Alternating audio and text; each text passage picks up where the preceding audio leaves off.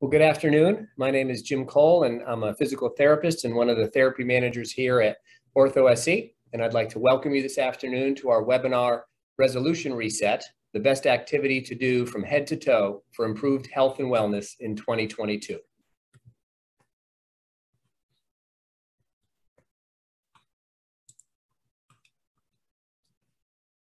As we enter the second week of February, it's estimated that 80% of the people that made New Year's resolutions are abandoning them at this time of year.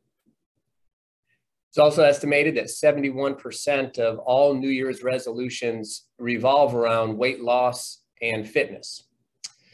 Well, I would like to, over the next 4 slides or so, to give you some information and then connect it together to try to convince all of us that we do not want to abandon our health and wellness goals for 2022. Nearly 80% of US adults age 18 and older do not meet the physical activity guidelines of at least 150 minutes of moderately intense aerobic activity per week. These guidelines have been developed by the US Department of Health and Human Services. They also do include the recommendation of general muscle strengthening exercises 2 times a week. But today our focus is going to be on the aerobic activity and increasing it in our lives. Over the past 50 years, we have seen a significant decline in our total physical activity levels. At no time as a society have we been more sedentary than we are now. At no time have we had more time-saving and movement-sparing devices at our fingertips as we do now. Let's just consider a few commonplace technologically advances that we have that if we don't have them in our homes, we at least know they're pretty commonplace. Today on a cold morning, you can remotely start your car from the inside of the comfort of your home. When you're out and about and you're expecting that package that you've ordered online, you can monitor it through a camera at your door and your cell phone. And then before you get home at night, if you want to check on the inside temperature of your home, you can adjust it again from your phone and electronic monitor inside your home. Now, as I've said that, I don't know about you, but I start to hear the theme song of Meet the Jetsons in the background as we do that. And I think those are all novel technology advances that we want to embrace for sure. But we need to recognize the loss of incidental activity that's removed from us when we're not taking those steps. And then we need to make sure that we're intentional to restore that activity in our lives in other ways. Obesity rates in the United States have nearly tripled in the US in the past 50 years. And a large part of that correlates with our loss of activity during the same time frame. There's significant health risks associated with this inactive lifestyle. Just to name a few: obesity, heart disease, hypertension, type 2 diabetes, stroke, certain cancers, osteoporosis and falls, cognitive decline, depression and anxiety. So we would never be able to achieve our weight loss and fitness goals in the context of this inactive lifestyle. However, it has been shown that if we increase our activity level, there's positive benefits that we can attain in each and every one of these categories that's independent of our weight loss. So at this point, I hope by now that you're ready to join me for a resolution reset. And the resolution reset that we're going to go through today is going to be this: to accumulate at least 150 minutes of moderately intense aerobic activity per week. So let's start to break that down, see what that looks like, and equip us for how we can attain it. I'm going to suggest that when we're looking at the 150 minutes of moderately intense activity, that the mode of activity that we're going to bias towards is walking. And we're talking about a brisk walk, not a leisure stroll. This lady here is a perfect example of what we're talking about, and we can use this model to look at the benefits of walking.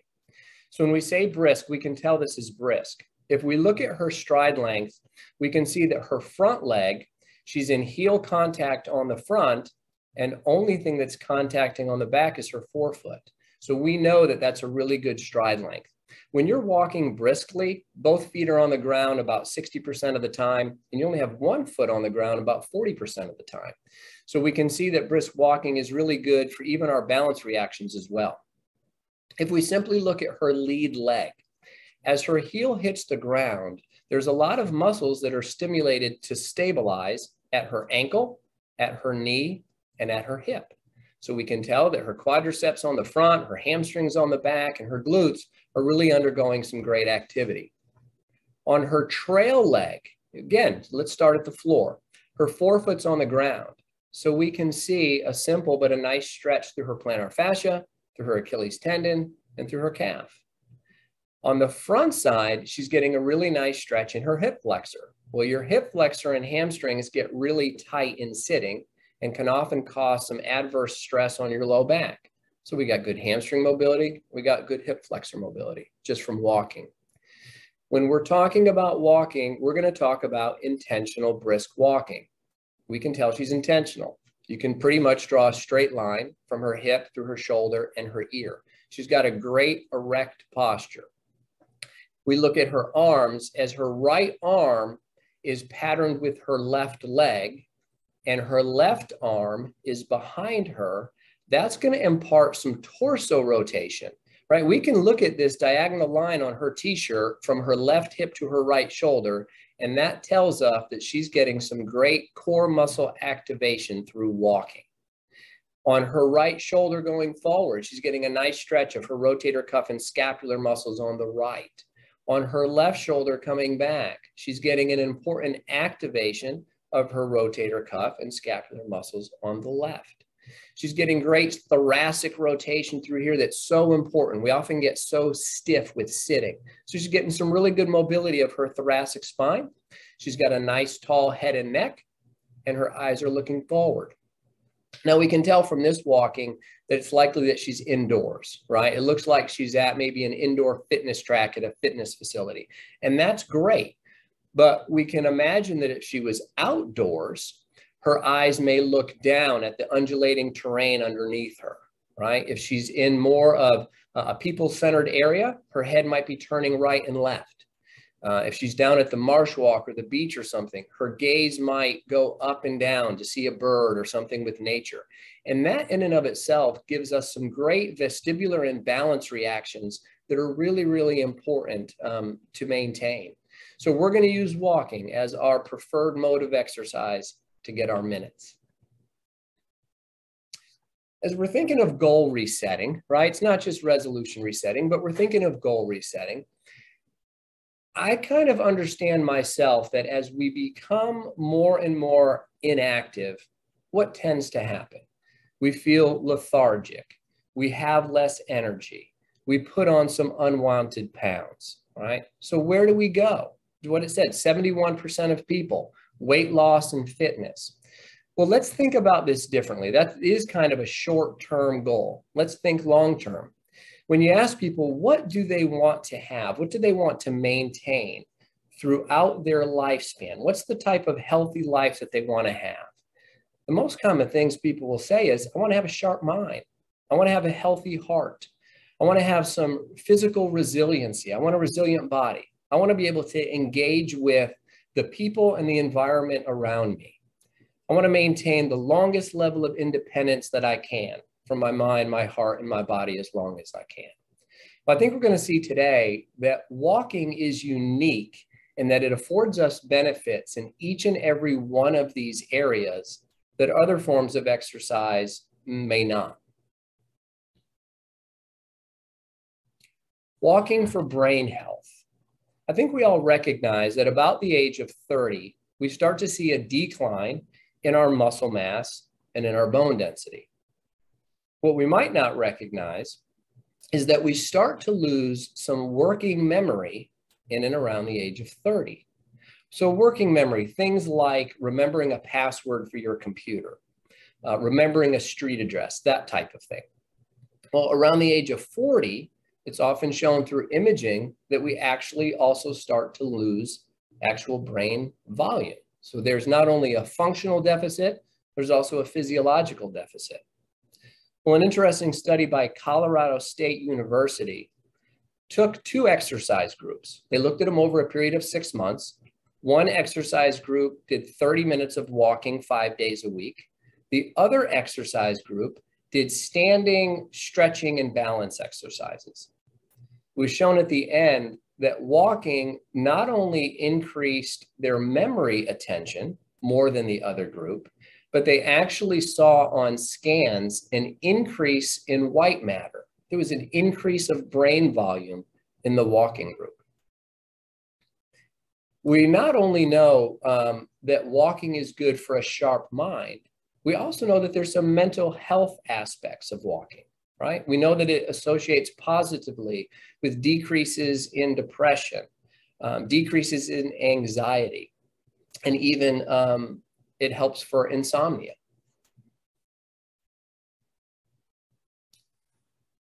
Walking for heart health. So as we look at this slide, right, we see this vibrant heart, we see the circulation system of arteries and veins. We typically think when we get to this slide, intense exercise. Well, I think this afternoon, what I want us to consider for this and how we're applying this is we need to have a little bit of a paradigm shift. Rather than exercise, we're going to think activity. And rather than fitness, we're going to think wellness, right? Our problem right now is the increase in our sedentary lifestyle. There's some slogans that you all might have heard, right? There was a slogan that was around a few years ago that started, I think, from the Surgeon General's office, but it was sitting is the new smoking. So that came out of heart health. What they were finding was that the accumulation of sitting had adverse heart health considerations similar to smoking.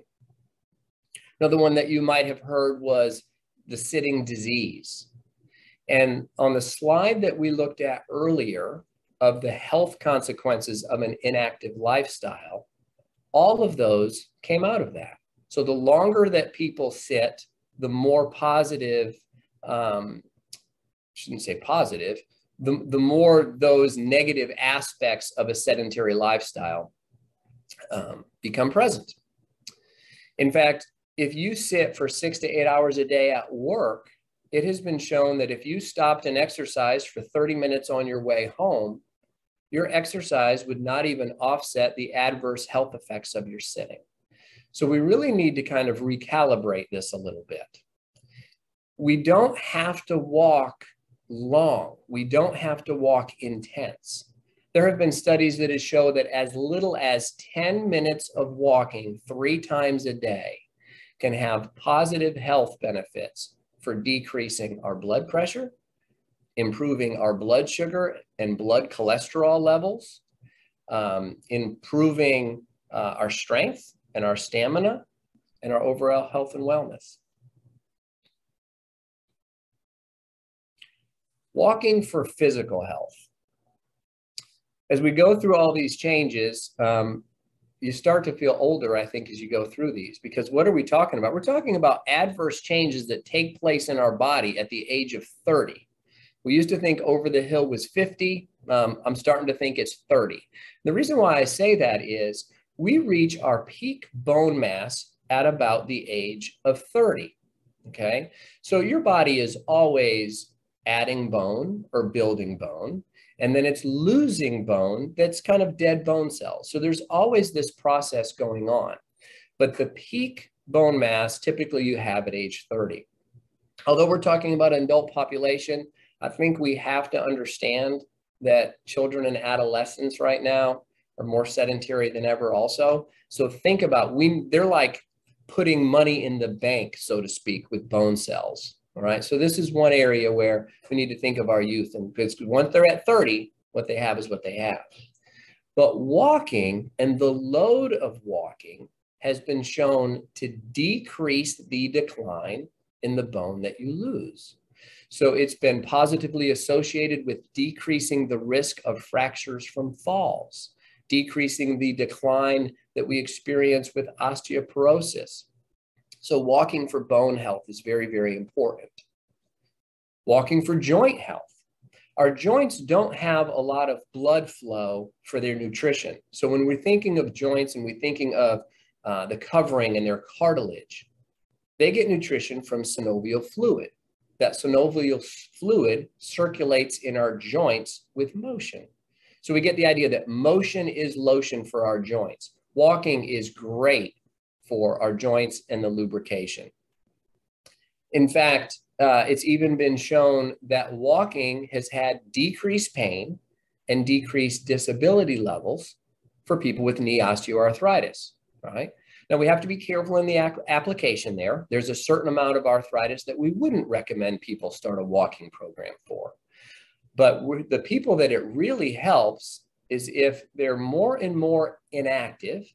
Inactivity causes joint stiffness. Inactivity causes decreased joint strength, right? Those muscles are the shock absorbers for our joints.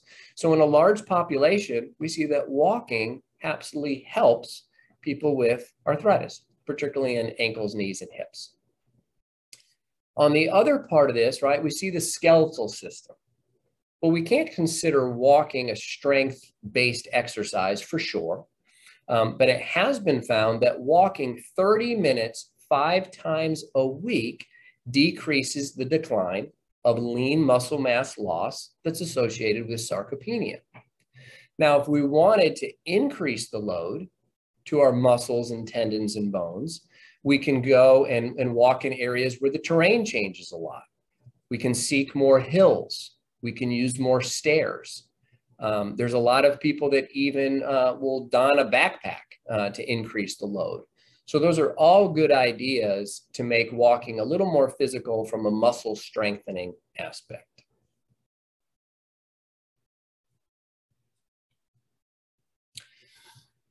My hope is by now that I've not only informed you, but I've encouraged you to start this. And as part of this, we're doing a challenge on OrthoSC's Facebook page to do this along with us. This is not something that I'm saying, here's this information, follow me. I'm giving you an invitation to join me. And here's how we're going to do it. So we have a resolution, but we need to come out with a little more plan. So here's going to be our plan. When we're coming up with a plan for the frequency, I'm going to suggest daily. Well, it's 150 minutes throughout a week. And we've talked about several areas where doing a 30-minute bout 5 times a week certainly has benefits. And there's no doubt. But we're starting on something here. We're starting to create a habit.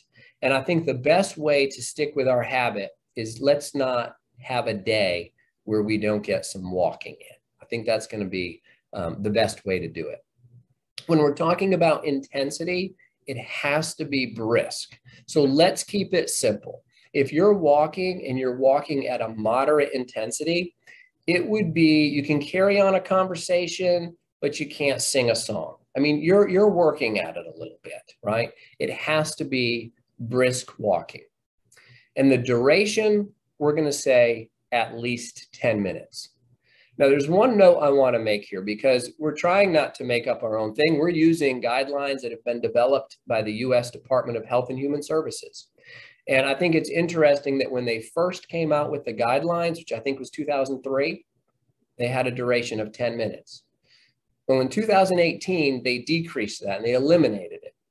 And basically they said, any amount counts. I completely understand that.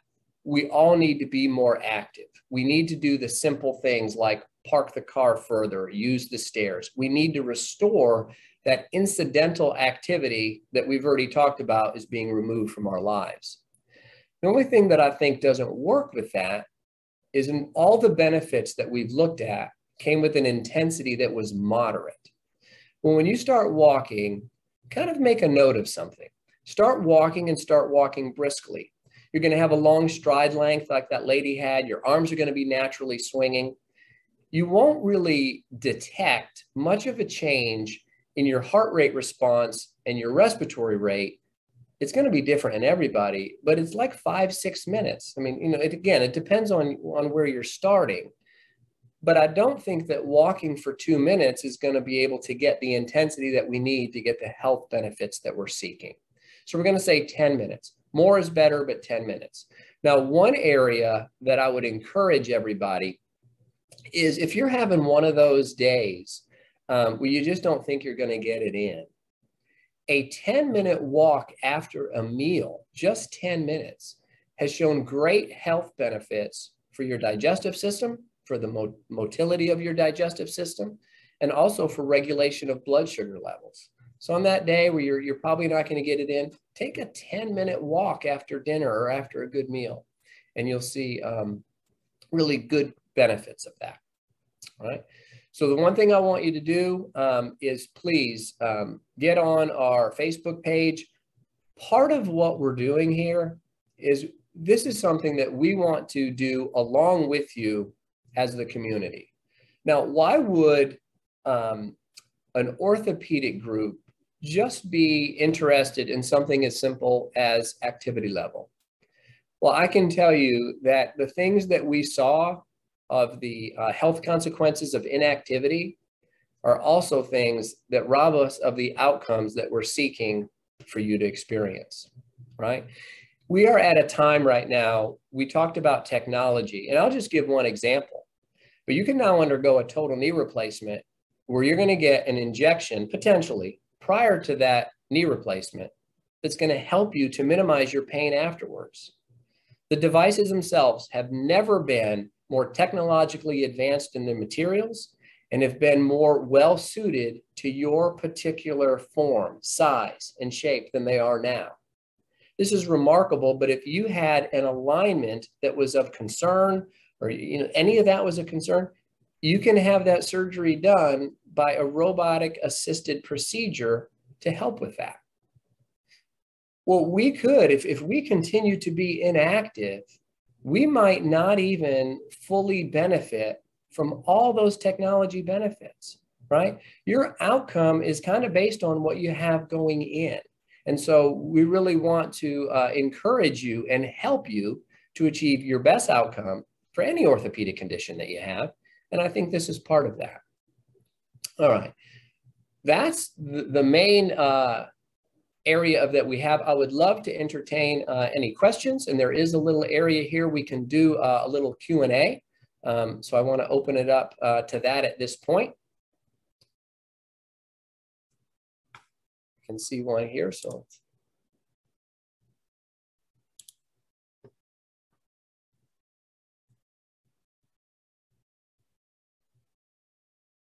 So if you're able to do that, I'll just wait for that. We'll give that a minute.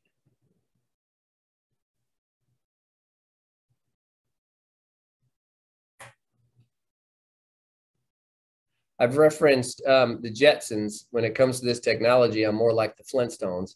I can see that someone raised their hand. I just can't get to the question.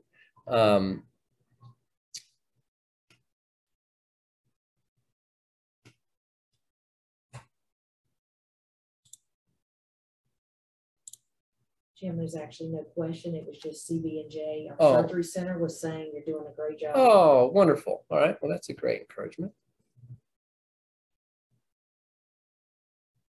All right. If there's if there are no questions, which is great, please get on the OrthoSC Facebook. Oh, here we go. Let's see one.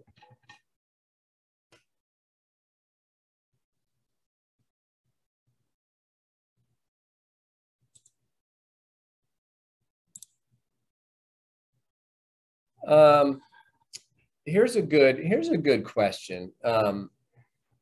How quickly could you see results? Oh boy, I have to tell you. So here, what are we looking at? We're looking at where I started. We started talking about a decrease of activity level over 50 years. These things sneak in to our lives. But any challenge, any goal should have a time frame with it, right? So here's what I want to do. Let's make that part of our experiment. So, or this challenge, let's do this challenge over the next 30 days. And let's start to share some results. I can tell you right now, I think the results that we're going to start to see first, I would expect the energy, right? The decreased lethargy, maybe better sleep. I mean, the benefits of this are amazing, right? So it depends on what the results are that you're looking to achieve. But I will be very surprised if we don't start to see on the Facebook page people posting benefits of walking, whatever that might be. Whether that might be you're walking in your neighborhood and you're meeting neighbors. I mean, the benefits are going to be many. Good question, but let's do for 30 days and see if we don't experience some benefits. Here's a great question. What about walking 5,000 steps a day? And I think that ties back to when they've removed the amount of time, where they took it from 10 minutes to any amount counts. We're having a problem with the more inactive we are, the more these health conditions are influencing our life. But that fits here. If you're someone that has an activity tracker, use that activity tracker and see, what do I typically walk a day? And then set yourself a goal based on where you are now, right? Our idea and our need is to increase activity. So if we look at the American Heart Association, as far as health benefits of steps per day, they use 10,000 steps per day. We want to improve that. 5,000 steps per day still falls into a sedentary category. If we look at it from an activity standpoint, everything matters. I mean, we really do need to move more. But if you're going to use the step tracker, rather than the 150 minutes of moderate intensity per week, I would use the American Heart Association goal of 10,000 steps per day. The reason why I didn't do that here is you can take those steps and it not be at a moderate intensity. And all the health benefits that we've talked about for heart health always talk about moderate intensity. So I think activity is better. It certainly decreases the effects of sitting, but it doesn't tell us how intense it is. So I hope that helps.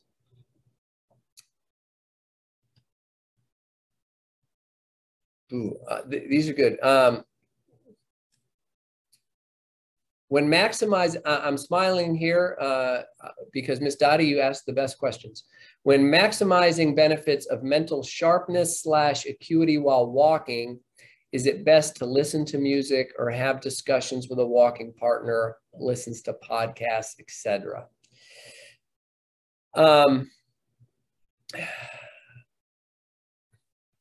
You know, I want to answer things, and I've tried to stay kind of towards what we know from some literature. So I don't want to just take this position as you have people and just answer something. You know, there's a lot, if you were to look at the benefits of nature walking, I do think there's some stimulation from nature. They have shown that. So whether it's you're starting to attend to the wind or the sounds of a bird or something like that, when you're walking and when we're looking at brain health, it's hard to imagine what your brain is coordinating from the movement patterns that you're doing, from balance, from coordination, visually, and all this. So there's a lot of stimulation. I think I would lend more towards not putting kind of the artificial sounds in your ears. But I have to tell you, you know, the benefits of going for a walk and getting information on podcasts, if I said that wasn't helpful, that's certainly where I've gotten a lot of the information today from Helpful People's podcasts. So that's a great thing to do. I think, you know, if you're going to walk and you use that as a time to talk to a loved one that's far away, the one thing I would definitely say with this is do not walk looking down at your phone. So if there's some way that you're going to engage with a podcast or have a conversation, have your phone like strapped to your arm or hip, however you do it, with kind of the device in your ear. But as soon as you're looking down at your phone, your posture is not walking posture. It's not intentional walking, and it's not going to be moderate intensity. I hope that helps, Dottie.